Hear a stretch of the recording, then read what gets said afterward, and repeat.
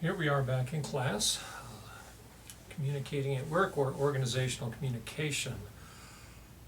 What I want to lecture about today is what I'll call the missing chapter.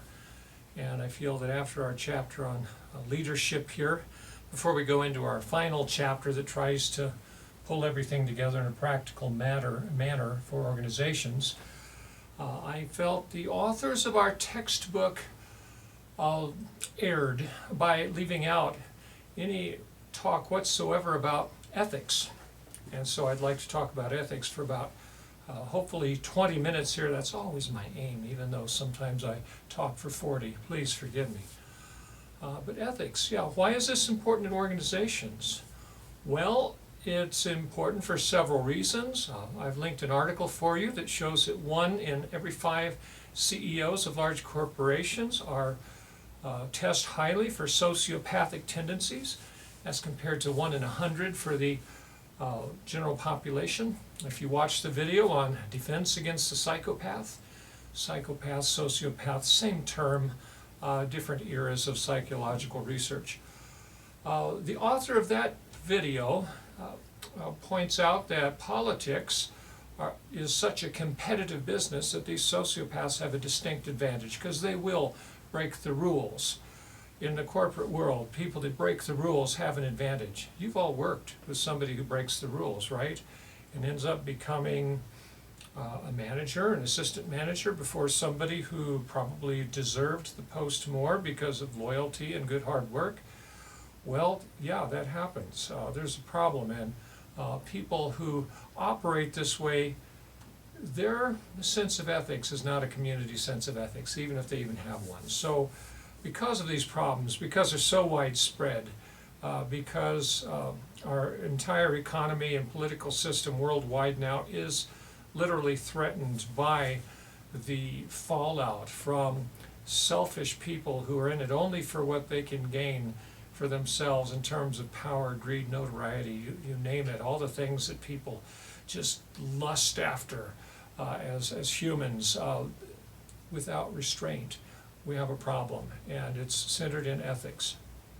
All right, what is ethics? It comes from the Greek word ethos, which has to do with character. What kind of person are you? Your ethos is revealed as you speak, as you write, as you let your inner thoughts be known to people. Ethos also has to do with being genuine, the real you. Your ethos just gets trashed if you're giving a speech and we realize you're not who you purport to be. You're pretending to be one of us, and actually you think the other way. So ethos is about character. It's the controlling factor in persuasion, by the way, and as soon as somebody's character is damaged, they have a really hard time persuading anybody of anything. The idea of morals has more to do with following a system of rules, in this case ethical rules. And those rules are typically about what is right, what is good, versus what is wrong and what is evil. Without these rules, how can a culture function? How do you pass on your culture to the next generation with any kind of stability? We have to have answers to these questions. So why don't we just teach religion? Well, that's what cultures throughout the world have done for centuries, and many still do.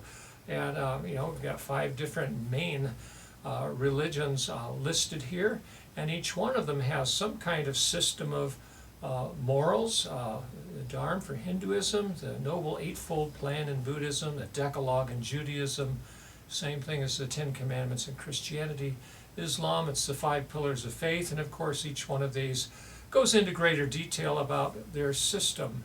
And interestingly, these systems really teach humans roughly the same things in terms of a moral code that helps keep a culture, a society stable and intact. But we don't teach that here in the United States, and I realize we may have some students from out of the country here, mainly because in 1947 Justice Hugo Black decided it was appropriate to rule that Jefferson's comments about freedom of religion in the colonial United States should be applied to the modern day. And just Jefferson's opinions on that, a 621 word sentence, yeah, he could write, about why we should not have preferential treatment of any religion, which back then meant that religion gets direct tax dollars from the government. Jefferson wanted all religions on equal footing. You can compete for donations from the people. You don't get any tax money like the Church of England did from the English government, and everybody's taxes that went to the government supported the one church in England, Anglicanism, the Church of England. So that's what Jefferson was trying to avoid with his 621 word sentence, which was written, about 9 years after the founding of this nation in 1776. And it was when discussions on the Bill of Rights, Thomas Jefferson's thoughts on that were never recorded. They were never put into writing. And much later he said that there should be a wall of separation between church and state in a letter to a friend. And that was interpreted by Justice Hugo Black as no stars up on the Christmas tree, or no angels on the Christmas tree, and has been encroaching, encroaching's not the word, that thought has been pervading any entity that receives government funding, that any aspect of religion whatsoever must be weeded out as if it were something evil. There's been a move towards atheism that arose about the same time. I can't help but think it's not coincidental that Hugo Black's opinions on this matter have been used in a way perhaps he didn't approve of, certainly in a way perhaps Thomas Jefferson did not intend. And the successes of atheism throughout the 60s and 70s and 80s and just literally moving any religious training whatsoever, which included moral and ethical training, moving it out of our schools inspired many other forms of activism to one degree or another, as this model of get the Supreme Court to make something illegal, get the United States Congress to pass laws, and then we can kind of extend the extent of what those laws intended any direction we want to try to force public opinion to shift. It's been a very effective way of changing our society. So American public schools, the upshot for ethics here is, nope, can't teach Hinduism, can't teach Buddhism, can't teach Judaism, Christianity, Islam. You can take in college a course about these, but they're typically taught from a historical perspective, and there's probably not much proselytizing that goes on in such a course. And they may not even actually teach the ethical, moral codes that these courses, that these religions would hold out to people for them to use to keep a culture stable. So here we are, religion's out. So why do we do the right thing?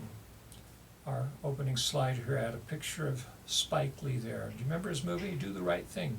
Very powerful movie. I've watched it once, and it was one of those that I've not been able to watch again, for probably because they struck me so deeply and I'm still kind of stewing on the message. They were more than just entertainment. So why do we do the right thing? Well, what is the right thing? How do we even know what that is anymore? Myself, I have a pretty good idea of that, but I think you do too. I think you have a much better idea than you know. All right, the Greeks taught people to do the right thing.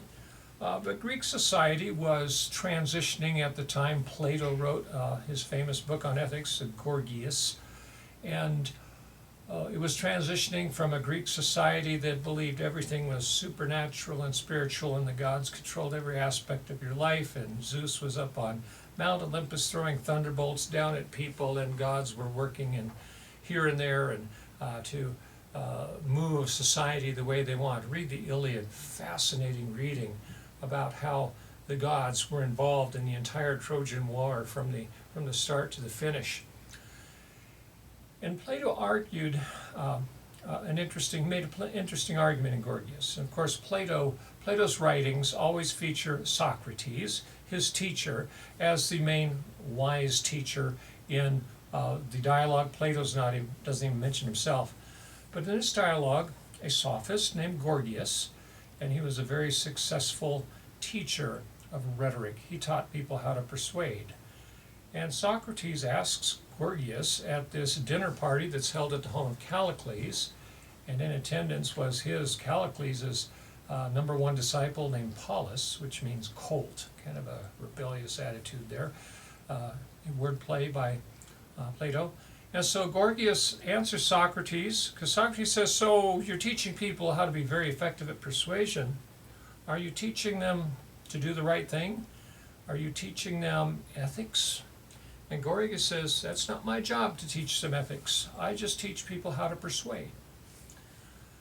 That may be a lot like public relation departments in universities today, the marketing and advertising departments that teach incredibly effective strategies of moving public opinion, of persuading, of marketing products.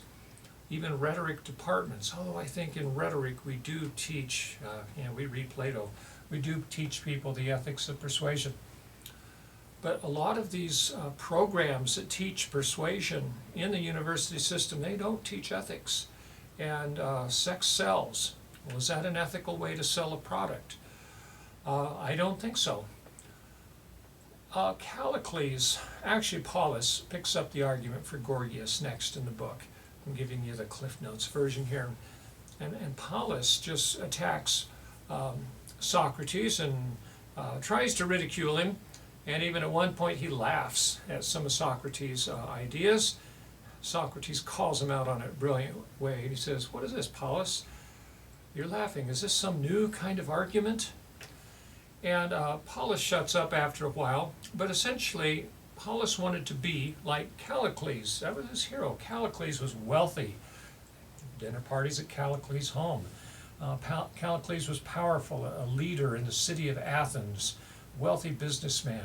We have a lot of people like that in America today, and many of us want to be just like them. And Callicles had a philosophy, and it essentially boils down to three words you may have heard: might makes right. The stronger have the right to rule over the weaker. We call this a Calliclean philosophy, a Calliclean view of ethics.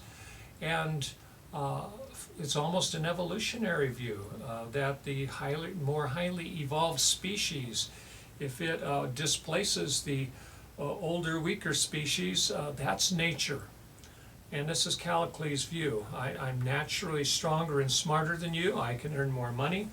And if you're in my way, I can push you out of the way and make your life miserable. And who's to say I'm wrong? I'm the more gifted, and I have the right to do that. We've recognized over the centuries that Callicles' view and Calliclean practices are not healthy for an entire society. They tend to put us in a place where the very rich and powerful end up with a lot of control, too much control, and do things that are ultimately destructive for a society. And societies like this do fall apart. They do disintegrate. They are well, if you want to take that evolutionary view of society, which I think there's some validity to that, they are displaced by a stronger society that has a better moral code than what's going on there, just as the Greeks were finally displaced by the Romans. Socrates came along finally, argues with Callicles for a long time, and interesting, even ironic, that in a dialogue, Plato's dialogues they're called, it finishes, the last 1/3 of the book is all Socrates, very few comments by anybody else. And Socrates eventually comes around to say that Theos, the gods, they're going to punish you if you're bad, if you do the wrong thing. And he warns Callicles of this. But it's interesting, his argument returns back to the spiritual. Some, 17, 18 centuries later, well, back up here, Callicleanism, here it is, the powerful have the right to rule over the weak. And here we have George Soros, Warren Buffett, very wealthy people.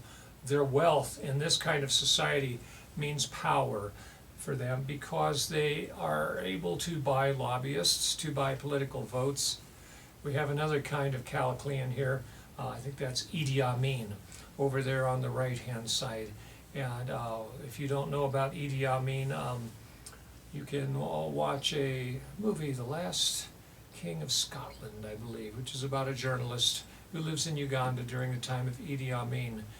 And there's another documentary about Idi Amin. I think I've seen two movies.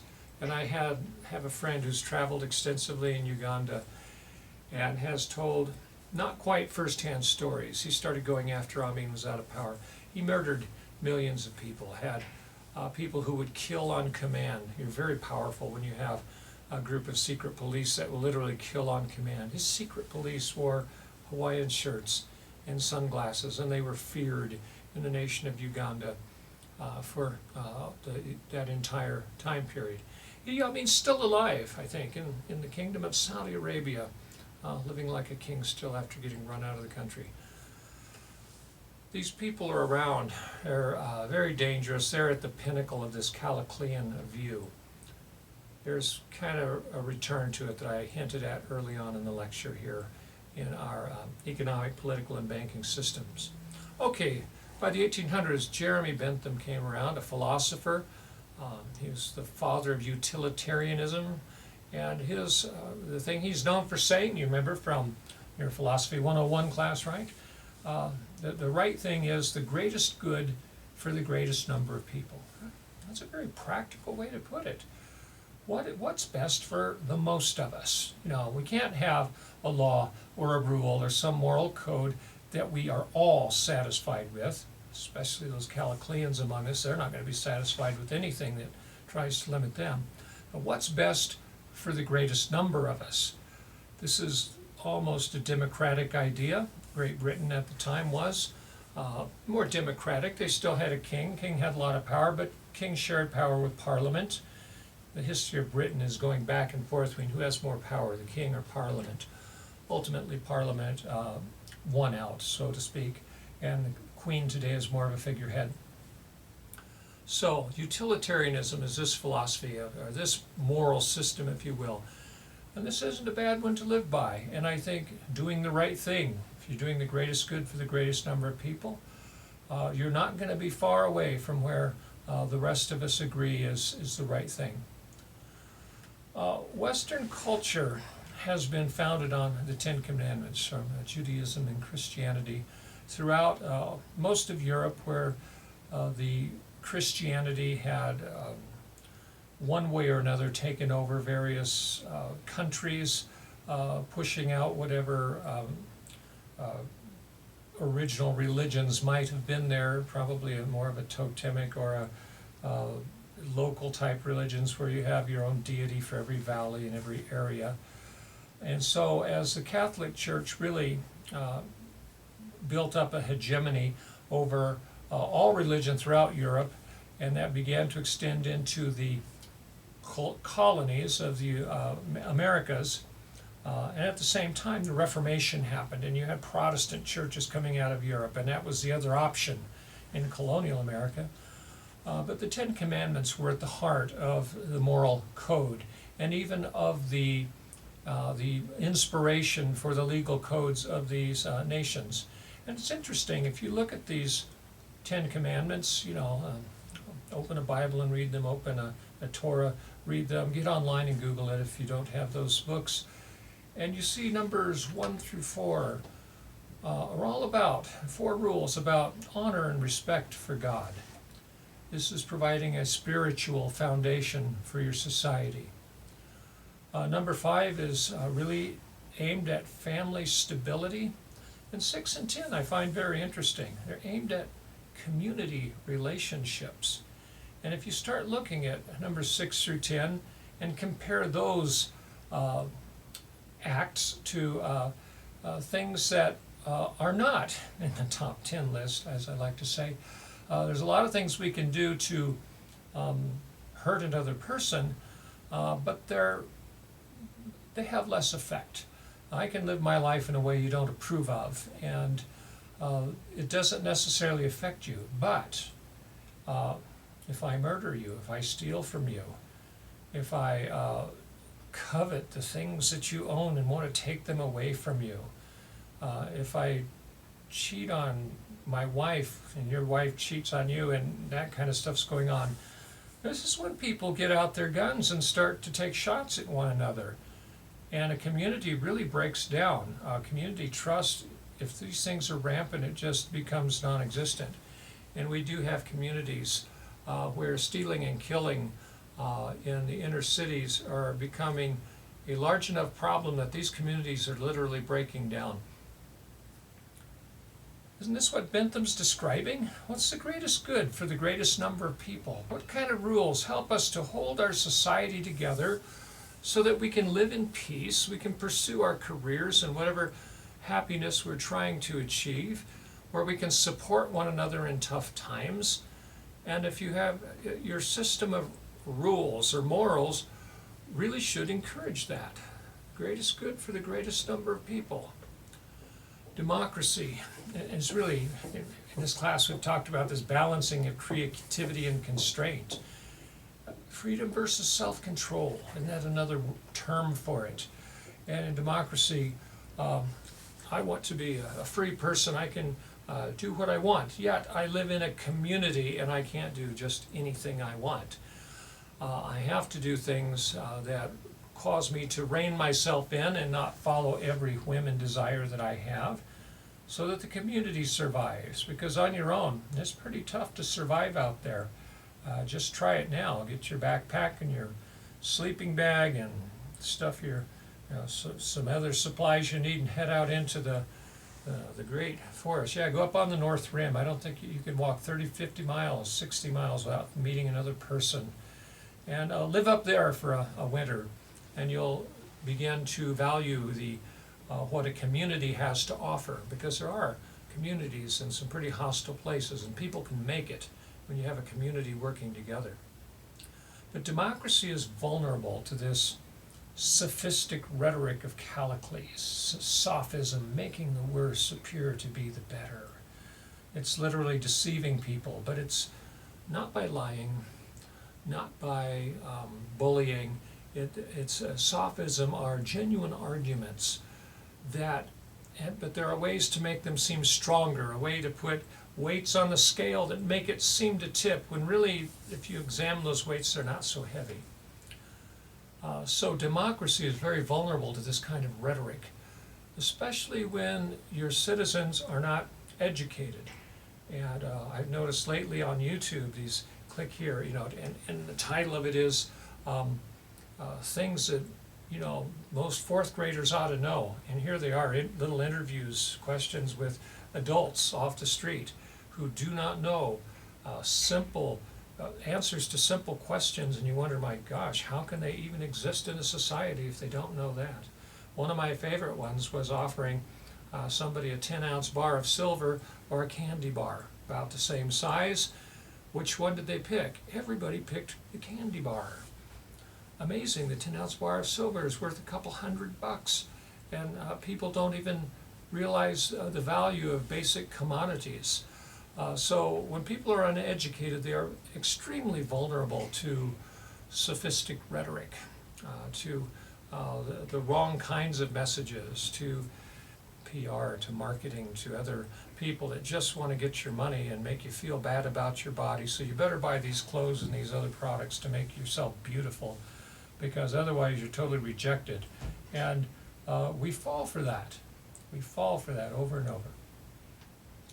So, what is that code, that moral code written in your heart? And I don't know, this just popped in my mind the other day, as creative ideas often do. In this scene from Monty Python on the Witch, and I thought, well, how do you know somebody's a hypocrite? Hypocrites aren't doing the right thing, are they? What is a hypocrite? Somebody who wants you to believe they're good, but really they do bad things. And how do you know somebody is that? Well, it's because, and I'm going to argue this, there's a moral code written on your heart somewhere. And it knows what's wrong, and it knows what's right. And it knows when you're hurt, when people do things that hurt you, that damage you, that impede your ability to succeed. When a boss does not treat you fairly at work and does not give you a raise that you have earned or deserved, or when you are laid off, when you've been the hard worker and you see a coworker retain their position and they've been stealing from the company and taking extra long breaks and things like that, you know those things are wrong. You know it because it hurts and it damages. And so that code gets written on our heart. And yeah, we know a hypocrite when we see them because we know right from wrong. And I think there are very few people that don't. And I think even these sociopathic CEOs running around out there, 1 in 5, and many of you may have a boss that are like this. I certainly have had them. They know also what's right from wrong. It doesn't matter. What's more important to them is what they get, and they have no remorse, shame, guilt, or any of those kind of emotions that the rest of us have, because we know I just did something that damages my family and my community if anybody finds out what I did. We know right from wrong. And I don't know that we even had to be taught that moral code from some religion to really have a good concept of that. And we got some politicians here smiling in the top line, looking good. In the bottom one, we catch them in a moment where they're upset, angry about something. And yeah, who are these people really? And perhaps all of them are Callicles, if you want. I think that's a fair assessment, though personally I kind of like Bernie Sanders and really wish the Democratic committee hadn't cheated and sabotaged his campaign. I felt the same way about Ron Paul in the prior election, but that's American politics for you. Morals are gone. They know what the right and wrong thing is. We all know it. It's written into our United States laws, and people don't do that. So, as Spike Lee says, do the right thing. I think you know what it is, and you will not stray far from a good, solid, ethical system. And if you're one of those 1 in 100 who are a sociopath and you plan to cheat and steal your way to the top, I hope you get caught. And actually, I hope you reconsider your ways, because I don't think it's genetic. I think sociopathy, and even in its milder forms or severe forms, is developed within a person. It could start at an early age, but I believe we all have the strength and the power to change ourselves. And clever people will succeed in this world and in fair economies. And so you don't have to cheat. You don't have to do the wrong thing just to get to to achieve your goals for your life. Do the right thing. All right, thanks for listening to my sermon. You have a great day, and we'll talk to you later.